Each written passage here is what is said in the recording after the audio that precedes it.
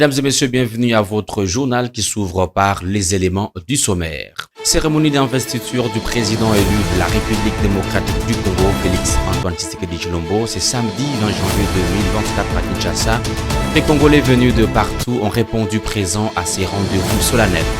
Taylor Lubanga, chargé de mission, et Jacquemin Chabani, membre de l'équipe de campagne du président réélu Félix Antoine Tshisekedi, ont déclaré être prêts pour soutenir les seconds mandats du chef de l'État Félix Antoine Tshisekedi Tshilombo. Et enfin, les routes et grandes artères de la ville province de Kinshasa sont dans un grave état défectueux et nécessitent des travaux de réhabilitation urgents.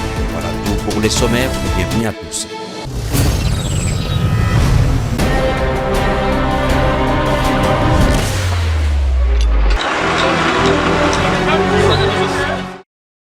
Les Kinoises et Kinois ont répondu nombreux à ces rendez-vous de la cérémonie d'investiture du chef de l'État, Félix Antoine Tshisekedi. Ils sont venus de 4 coins de la capitale Kinshasa le samedi 20 janvier 2024 pour assister à ces grands événements qui a eu lieu au Stade des Martyrs de la Pentecôte de Kinshasa.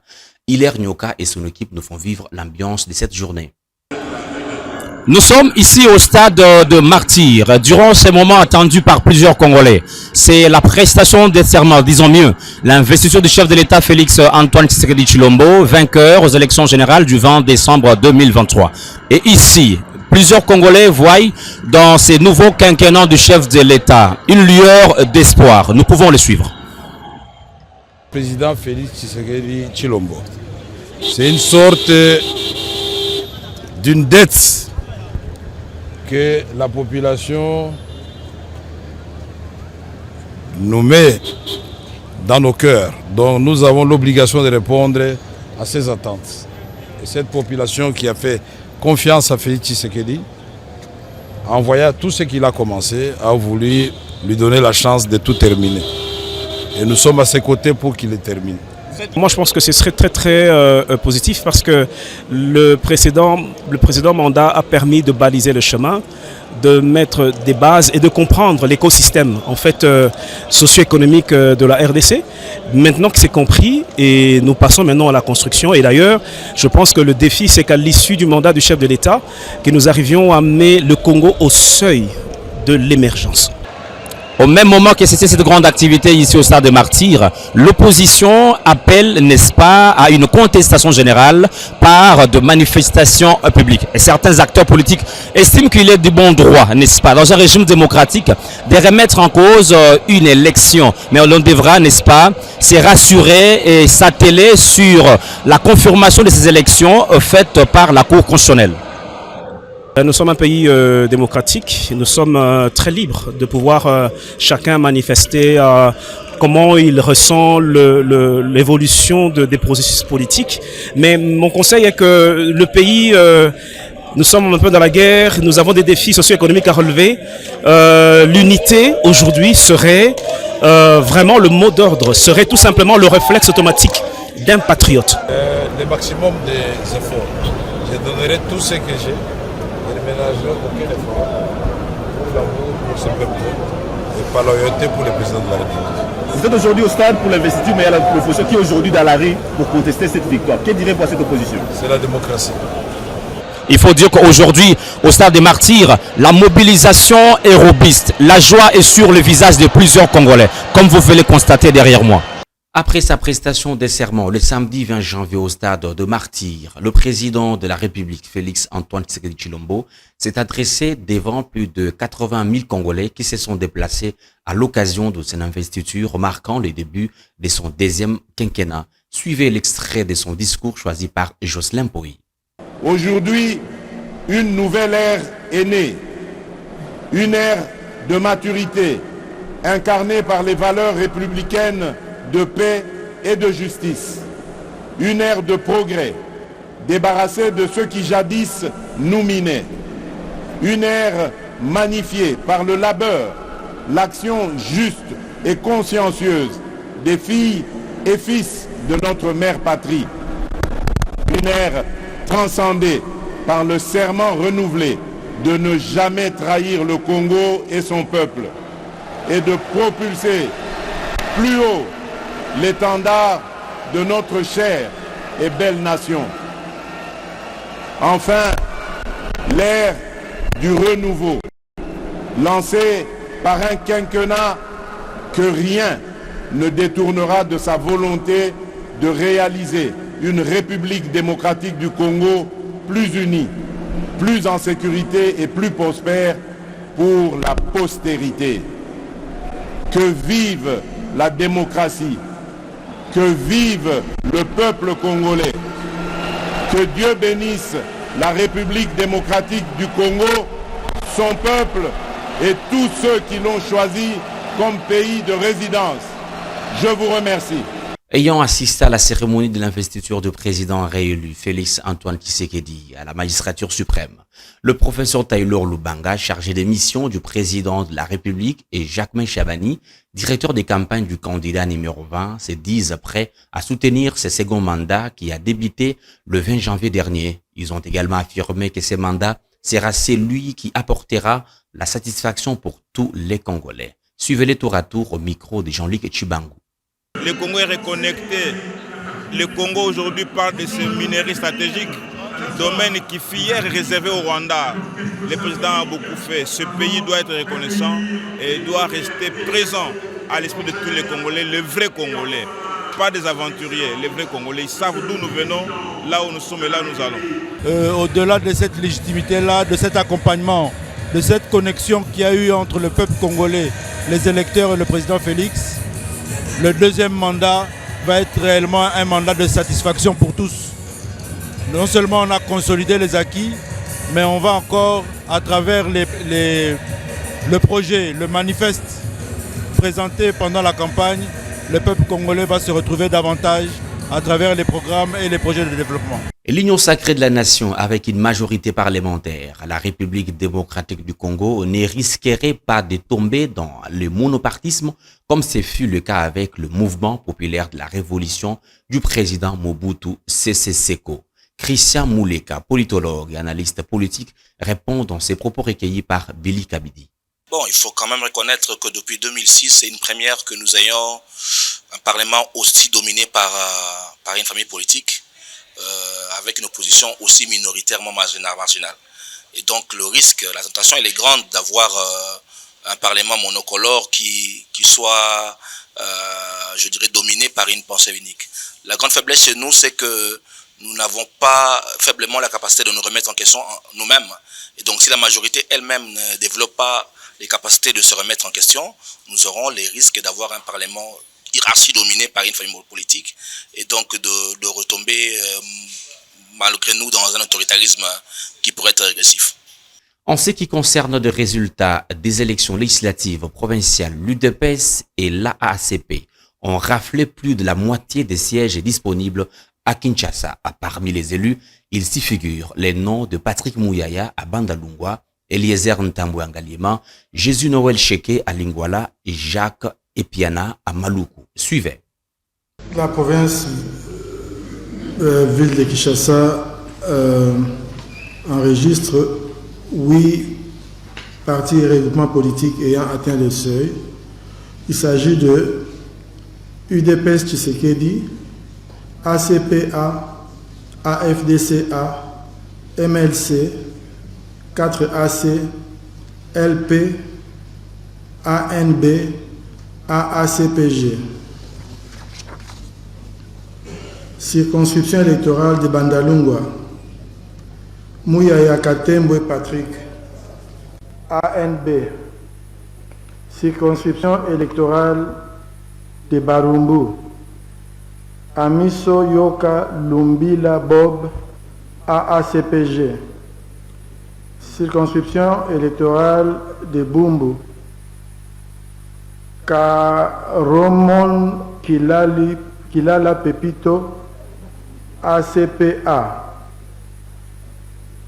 Circonscription électorale de la Gombe, Lukwebo Musengo Fiston, AFDCA. Circonscription électorale de Kalamu avec 2 sièges, Kabasele Tubajika Mike, UDPS Tshisekedi. Le renforcement de la coopération bilatérale entre le Malawi et la RDC était au menu d'une rencontre au ministère de la Défense entre le vice-premier ministre Jean-Pierre Mbemba et son homologue malawite Harry Muleka Diala Kandawir. Cette visite est liée à l'arrivée également de Lazarus Chakwera, président de la République du Malawi, qui avait assisté à la prestation des serments du président réélu Félix Antoine Tshisekedi Tshilombo. Suivez. My visit to this beautiful country, DRC, is as a result of my president. Est lié à l'arrivée également de son Excellence Lazarus Chakwera, qui est le président de la République du Malawi, donc qui vient assister à la prestation de serment du président réélu, son Excellence Félix Antoine Tshisekedi Tshilombo. La RDC est un membre de la SADC. Nous devons nous soutenir mutuellement. À part la SADC, la RDC ainsi que le Malawi ont de très bonnes relations cordiales. Mon président ainsi que votre président, ils travaillent cordialement et ils font en sorte que les relations restent le meilleur. Et quand nous avons des problèmes au Malawi, la RDC nous vient en aide et nous soutient. Également, vous savez que nous avons des troupes qui combattent ici en République démocratique du Congo pour s'assurer que les rêves de la restauration de la paix puissent être une réalité dans ce beau pays. Nous félicitons le peuple de la RDC pour les élections qui ont été ouvertes à tout le monde. Nous avons parlé de plusieurs aspects de la coopération entre la RDC et la République du Malawi dans le sens du commerce et également de la défense.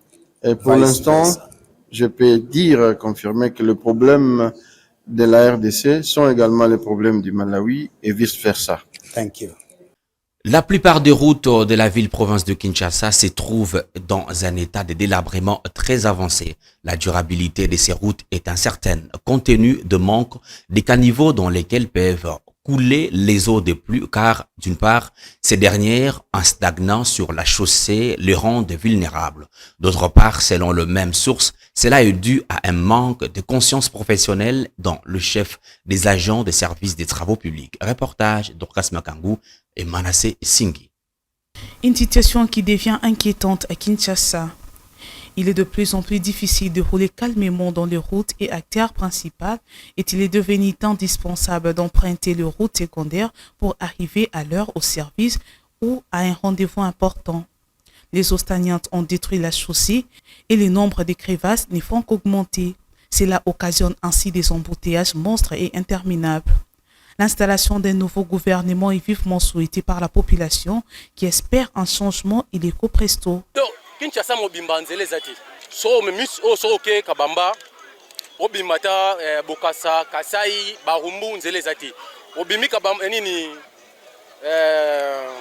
kabinda toke ne bonzele zati so e kalembele nzele zati nyangwe a nzele zati itaka kutu koloba donc nzele zati par-ci par-là banzela se bukani donc obila pela jo atie ko boma mboka oyo na façon moko na ebiti donc espace zati est bien. D'après un chauffeur de taxi-moto, toutes les taxes sont payées en temps et en l'air. Malheureusement, ces taxes destinées à la réhabilitation et à la construction de routes vont dans les poches des dirigeants, raison pour laquelle le prix de transport en commun double ou triple selon les humeurs.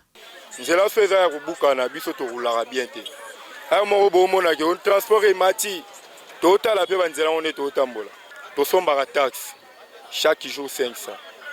Nous sommes à autorisation de transport. Nous sommes à fiche d'identification. Nous sommes dans la compte. Il y a ministre de transport. Alors il y a des choses qui pour que le professionnel du volant et du guidon lance ainsi un appel aux autorités compétentes de pouvoir construire de nouvelles routes et de réhabiliter celles qui sont délabrées afin de faciliter la circulation de la population. Parlons sport. La dernière journée de la Coupe d'Afrique des Nations s'annonce palpitante dans le groupe F après les 2 nuls enregistrés le dimanche. Les Léopards vont jouer la finale contre la Tanzanie mercredi 24 janvier 2024 après avoir fait jeu égal avec le Maroc au stade Laurent Pokou dans un match amplement disputé sous les soutiens inconditionnels de la délégation congolaise dans le gradin suivait. C'est un gros défi pour la République démocratique du Congo en reconstruction, affronter le Maroc, l'un des énormes favoris. Un deuxième match nul contre les Lions de l'Atlas avec une saveur des victoires du côté de la RDC. Avec Hakimi pour le centre, la tête d'entrée de jeu, une énorme occasion. Cueillis à froid dans cette rencontre, les Léopards ont dû créer l'âme pour aller arracher un nul, nonobstant un penalty manqué peu avant la pause par Cédric Bakambu. C'est pas une équipe on l'a déjà, mais c'est une âme qui a été créée. Voilà, on est parti chercher quelque chose qui a été très très dur, donc très positif et je serai jusqu'à la fin de cette canne. La solution dans ces duels est venue du banc avec les entrées de Meshak Elia, Fiston Kalala Maele et Silas Katompa bien avant l'heure de jeu en seconde période. Avec ce démarrage de Meshak, Elia Meshak, le centre entrée et le but de la République démocratique du Congo. Les Léopards ont réussi, c'est mérité sur l'ensemble du match, le but de Silas Katompa. Ah, que ça fait plaisir de le voir finir cette action, très bien amené. Les Léopards ont égalisé. Pour se qualifier en huitième de finale, les fauves congolais devront jouer la Tanzanie avec la dernière énergie. Les sentiments ils sont un peu dispersés parce qu'on a mal commencé le match, mais après ce but on a très bien répondu. On peut même gagner ce match, après on va être satisfait du point, mais si on regarde en avant, on doit dire qu'il nous reste le dernier match contre le Tanzanie et on va tout donner. C'est encourageant, on peut prendre que du positif de ce match, on a montré de belles choses. Maintenant on sait qu'on a une finale contre la Tanzanie, le dernier match de la poule, donc il faudra être présent et terminer le travail qu'on a bien fait jusqu'à présent, même si on a fait 2 matchs nuls, on a 2 points, mais ça a été 2 très bons matchs de notre part. Au classement, le Maroc est en tête avec 4 points, suivi de la RDC 2 points ex-aequo avec la Zambie qui a arraché in extremis un nul le même après-midi.